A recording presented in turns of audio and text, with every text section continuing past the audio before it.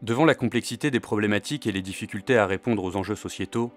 pauvreté, problèmes de santé, de mobilité, de mal-logement, d'exclusion sociale et financière, atteinte à l'environnement, réchauffement climatique, chacune des parties prenantes de la société est difficilement en mesure de répondre seule à ses besoins. Il est donc nécessaire de trouver de nouvelles solutions. Ashoka, aujourd'hui, c'est le premier réseau mondial d'entrepreneurs sociaux. Depuis 30 ans, on est allé à la rencontre et on a cherché à identifier des femmes et des hommes porteurs de solutions extrêmement innovantes qui sont passés par un processus de sélection extrêmement rigoureux et aujourd'hui, ils sont près de 3000 à composer ce réseau dans 80 pays. Nous, le projet d'origine, il est assez simple. Il est de permettre à toute personne qui le souhaite de pouvoir entreprendre, créer son entreprise, monter un projet, toute forme juridique possible, et puis de le mener à bien et de le développer. Quand on se pose des questions, quand on a des blocages, etc., eh bien, on a un lieu de ressources simple, modeste, et avec des gens qui vont tout mettre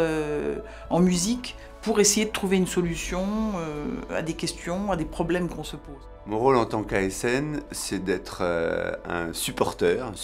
de l'action d'Ashoka d'une manière générale et un supporter des fellows qu'on a la chance de rencontrer et d'accompagner le plus souvent. Avec Ashoka, il y a de l'ambition, il y a du professionnalisme, il y a de l'humanité, il y a de la bienveillance, il y a de l'impact. La première grande tendance qui nous paraît essentielle de pousser, c'est la co-construction. C'est le fait de constater que les enjeux de société sont tellement importants aujourd'hui qu'on ne peut plus y aller tout seul et qu'il faut y aller avec d'autres, des gens qui ne nous ressemblent pas nécessairement, mais que finalement, en s'apportant des choses les uns des autres, on peut véritablement développer des solutions ambitieuses. Ce projet co-construit avec les acteurs économiques consiste à prendre très tôt les difficultés, donc faire ce qu'on appelle la prévention, et de reconstruire avec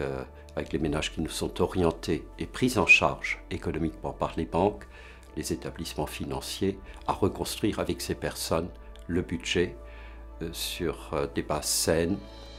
et de parvenir à démontrer qu'en agissant tôt, finalement, on économise de l'argent, on économise de la sueur, on économise du sang. Les fellows, avec leur manière de penser hors cadre, avec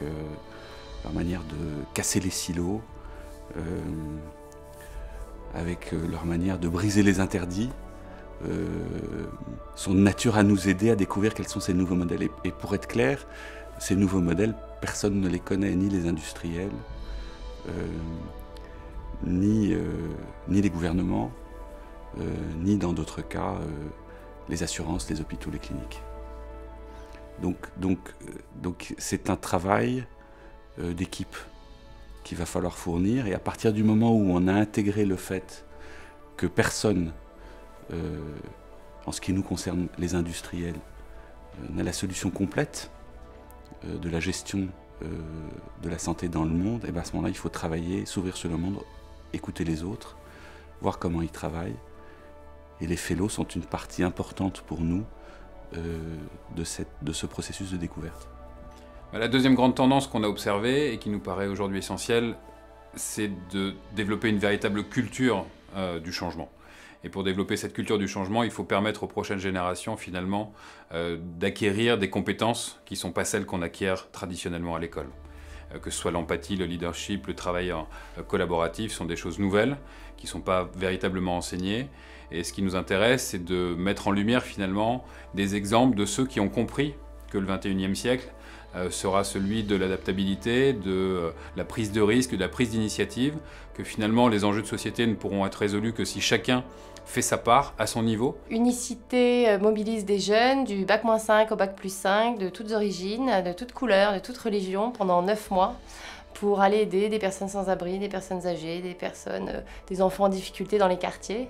et a beaucoup poussé dans l'agenda politique pour qu'il devienne naturel que tous les jeunes consacrent une année de leur vie à aider les autres et à sortir de leur milieu. Donc à ce titre, Unicité a inspiré une loi et